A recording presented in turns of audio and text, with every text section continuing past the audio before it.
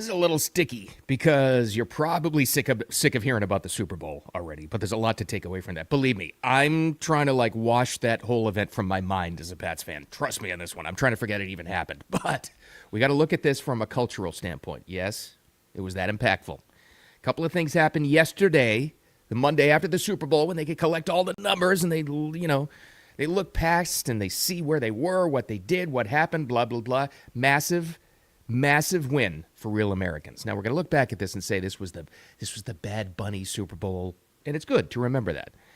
Fascinating how this ties into the commercials. We'll get into that for a second, and also the numbers that Turning Point USA claimed for the alternative halftime show with Kid Rock and Lee Brice and others.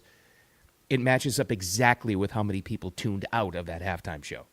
It matches up perfectly. It's unbelievable when you look at it. So changes may be coming. I think, anyway. We'll talk about that as well as, oh boy, it turns out Trump was the good guy in the whole Jeffrey Epstein affair. Oh boy, what does that mean? Well, it means a couple of different things. Democrats are going to stop talking about Epstein, immediately, now, if that hasn't happened already. And also, where do we go from here for the bad guys? Jail time? Well, more? And I mean the bad guys that aren't already in jail, because apparently they're talking about some names redacted, very high-profile corporate leaders. Who could that be? Oh, I don't know. Anyway, we'll see where that's coming from. And a little bit of an Olympics update. Turns out the most expensive Olympic gold medals in history, because of the price of gold, are breaking. Is it just me, or is the Olympic event for the last few of them, last 3, 4 Winter and Summer Olympics, it's just getting really cheesy? I don't know. It just seems that way to me. I don't know. Maybe I'm just not interested in it anymore. I don't know, but we'll give you that as well. First of all, thanks for finding me. Wicked Radio live stream Monday through Friday, 8 a.m. Eastern Time on X and YouTube and Facebook, and the audio podcast replay after that. Thank you so much for the downloads, by the way. Audio still rules. It's growing and growing and growing, so I appreciate you wherever you like to get them. Let's get right to it, shall we? First of all, a little recap. It won't take long, I promise. I know you're sick of hearing about the Super Bowl. It's important to take note of this one, though. First of all, first and foremost, before we talk about anything, this is the first big cultural win about real Americans making their voices heard. Now, we all know what mostly, I would be willing to bet if you watch this game, what most of your favorite commercial was. Let's do a little recap, shall we? Mostly because I just want to hear it again.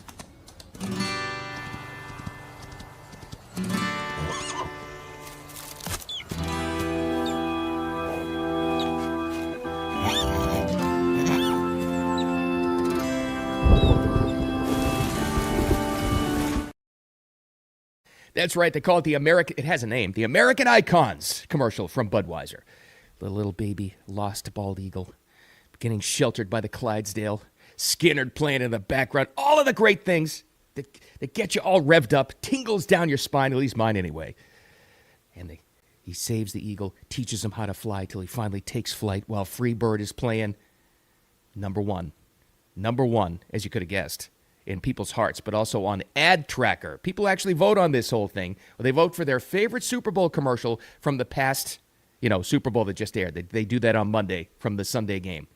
Number one by far. Why does this matter? Well, it's just, who cares? It's just another commercial. Oh, no, my friends. I think it's something more than that.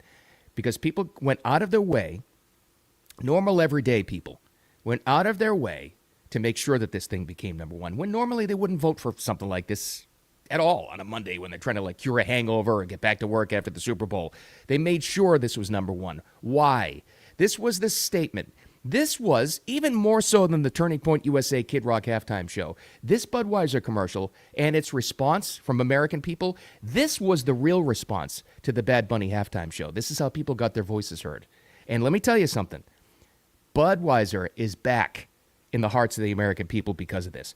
Oh, it's just a commercial. It just doesn't mean that much. Don't ever discount the willingness of American people to give a company a second chance. We all know the Bud Light thing. We all know the Anheuser-Busch thing and the recent commercials that have pissed people off to no end. And I know that they're owned by InBev, the European company. I get that. So Bud is just a subsidiary now. Anheuser-Busch is anyway. I get that.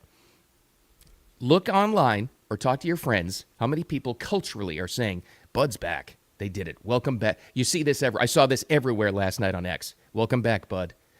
This is all people were asking for. Just tie into your customer base. That's it. Budweiser, not even Bud Light, Budweiser, the red and white classic Bud can.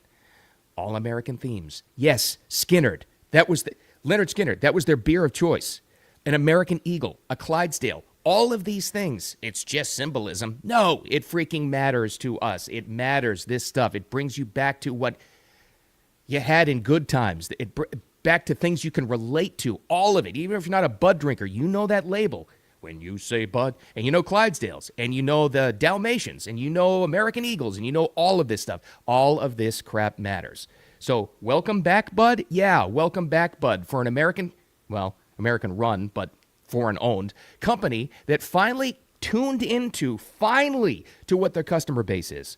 Yeah, welcome back, Bud, indeed. Good for you for doing that. And that's why your ad was ad tracker #1, because people went out of their way to make their voices heard. They can't do anything about Jay-Z selecting Bad Frickin' Bunny for the halftime show. Nobody had a voice in that, unless you wanted to tune out. More on that in a second.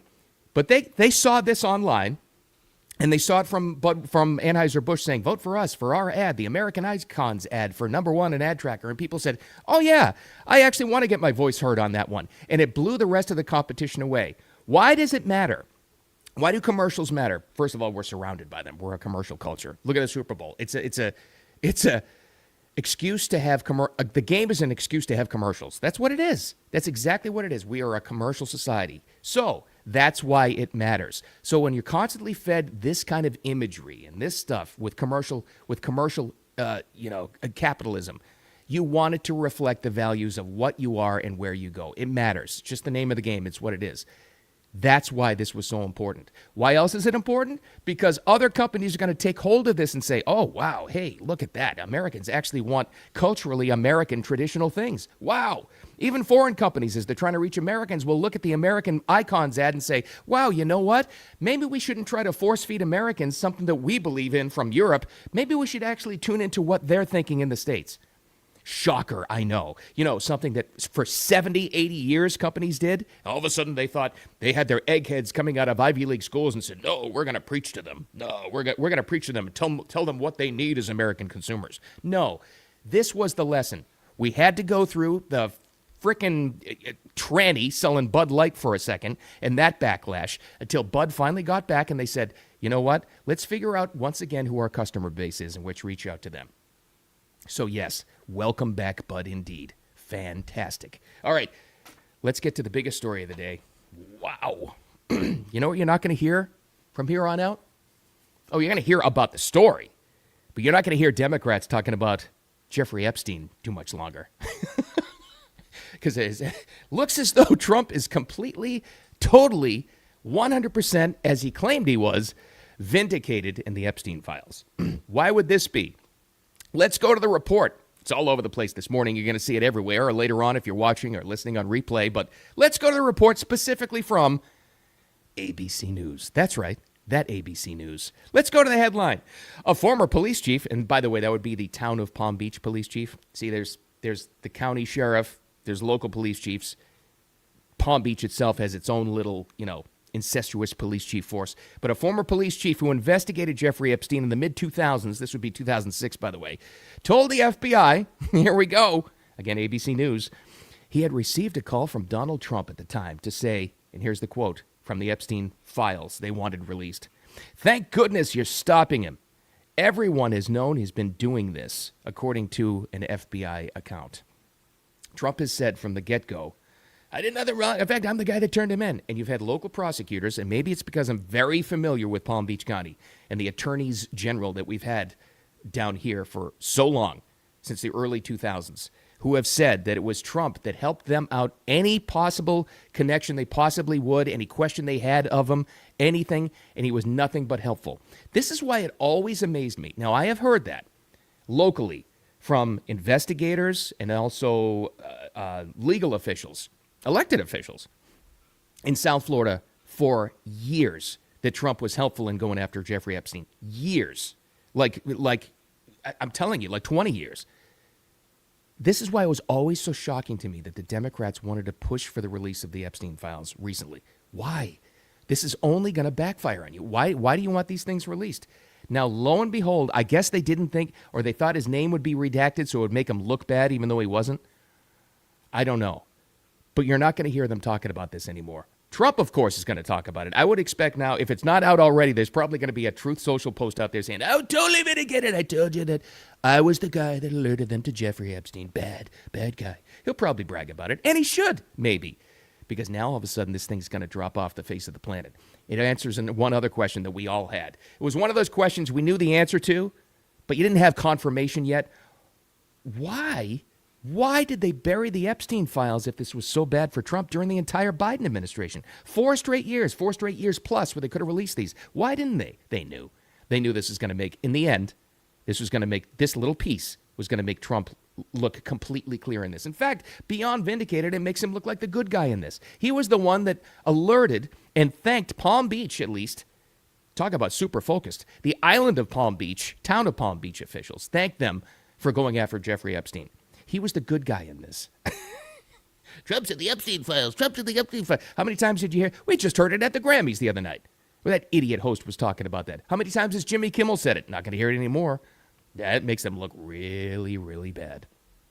And I love it. But what happens now to the evil characters that actually are in this thing? Well, Tim Burchett. That's right. Dadgummit, Tim Burchett. It was my new favorite. Really, honestly, I just wanted another excuse to hear Tim Burchett's voice because he's the voice of common sense in the cesspool that is Congress these days. He's got some thoughts on Ghislaine Maxwell, where she goes from here. I will tell you, and this is kind of a crass and horrible thing to say, I'm shocked she's still alive. She must have dirt hidden somewhere in a file somewhere in the world, maybe a Swiss bank account somewhere that is protecting her of names of people that she could release. Otherwise, I don't understand why she is still alive, but I don't know. He's got some thoughts on this. Here's Tim Burchett, dadgummit. I think her attorney's advising her, as her attorney should, she'll get clemency and she'll spill the beans, and I don't know. I don't see that happening. I see maybe she gets out early on good behavior and does a humongous book deal and probably ends up committing suicide by getting shot in the back of the head 5 times, because this thing goes very deep and the people involved in it are very powerful. Wow, that is that is. He knows some of the people involved with it. Again, they keep circling around. Thomas Massey was even saying this yesterday. Some of the redacted names. So it looks as though all they did in the algorithm was just redact all names. Well, when you do that, it protects innocent. It also, when you redact all names, the blacked out square, it protects the guilty too. But people know. I think what we're going to find out, whether it's whether it's soon or it's going to take several years, are high profile, not politicians, maybe, but let's call them captains of industry. How about that? Maybe that's what we're going to find out. But they're going to drop the Trump thing because it backfired on them so badly. I'm waiting for the Trump tweet, the Trump post. What is he going to say about it? Or maybe he just drops it. Just let it go. Let it go. All right. Olympics update. I don't know who won medal. I saw that the U.S. did well in curling. Curling's fascinating to me.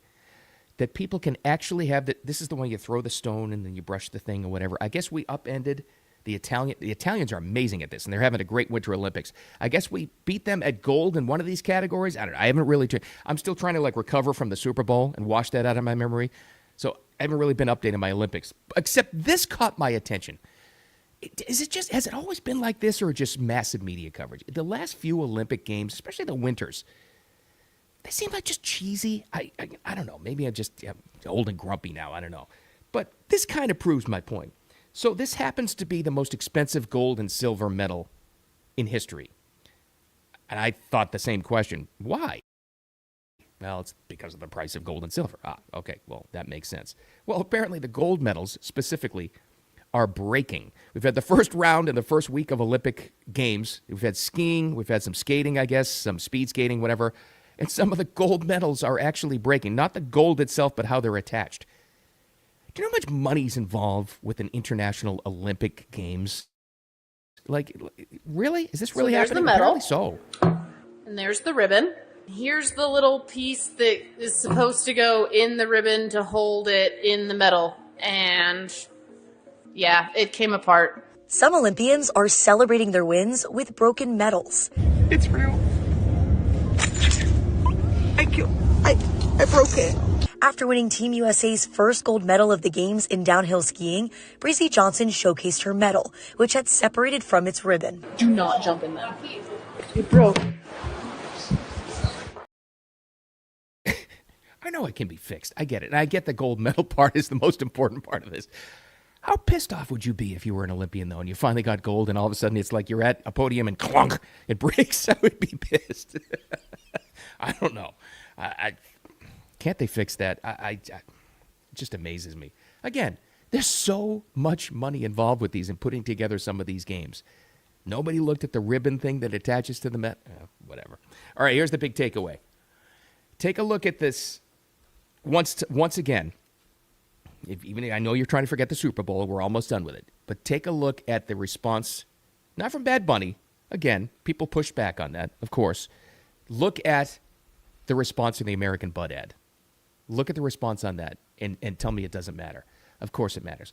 Oh, by the way, one last thing before I wrap up. Speaking of the ratings, because the Turning Point USA people, okay, anybody that produces the show, you kind of have to take it with a grain of salt, whether it was really that big. They had claimed 25 plus million tuned into the Turning Point USA, I'll call it the Kid Rock halftime show. And you always have to say, was that really right? Was that accurate? Well, let's go to this. Let's go to this for a quick second. Because it turns out they may have been even underestimating how successful that was. I'm going to something called Samba TV. It's a television ratings forum, but you could go to anybody. I just happen to find this one. These numbers match up across the board with everybody. They're pretty consistent. Super Bowl 60 delivered another massive night of television, as it always does. But they dug in to an interesting story as far as that halftime show we're all curious about. Because again, let's go back. Turning Point USA claimed 25, maybe 30 million people tuned away from Bad Bunny and sent advertiser potential eyeballs to Turning Point. Okay? Let's see. This according to Samba TV, but it's consistent with everybody. 48.6 million households tuned into Super Bowl 60. Now, that overall is a 13% decrease from last year's game. So that right there, the NFL goes, uh-oh, okay. 26.5 million households watch Bad Bunny's halftime performance. Still a lot, right? It always dips down a little because people are getting food. They're seeing how their Super Bowl squares are doing. They're talking, or you're like me, you're outside in the lawn pacing about the game because your team's offense sucks. That 26.5 million was down 39% from last year's Super Bowl show, which was Kendrick Lamar. So Bad Bunny was down 39% from last year's show. Here's the really interesting thing, at least according to this Samba TV research forum. The numbers went back up at the start of the third quarter to what they were before halftime. Really? So that's a specific tune-out for Bad Bunny. No matter what they were doing, maybe watching Kid Rock, and they came back after Bad Bunny was done. I wonder where all those people could have gone. Not all of them were just not tuning out at all. Not all of them were like me, not watching anything. They were watching something. That's a message. If the NFL doesn't get that, and they may not, they may be too stupid, and they still go to Jay-Z to design their halftime show. They may not ever get it. But let me tell you when they will get it. The advertisers see that. They pay very close attention to that because they're trying to figure out what Super Bowl ad to buy, what to create, where to place it, how much to pay, negotiating the terms. If they see that kind of a tune-out for that halftime show, that's a massive, massive message. And that was the entire point of the entire Turning Point halftime show, was to send a message. I will say this. Final judge and jury, message sent. Because those people tuned out by the tens of millions, and then they tuned back in when Bad Bunny was over. That's a message. They were watching something. It wasn't Bad Bunny. All right. Thanks for finding me. I appreciate you. As always, again, keep an eye on the Trump Epstein story because he's not going to be mentioned much longer. ABC News. Unbelievable. Thanks for finding me on the live stream Monday through Friday, 8 a.m. Eastern Time, X, YouTube, Facebook, also the audio podcast. Thanks so much for the downloads there. Wherever you like to get them, and then the replay. It's on, what is this, Tuesday? Oh, what a long week already. But make it a wicked awesome one. I'll talk to you tomorrow.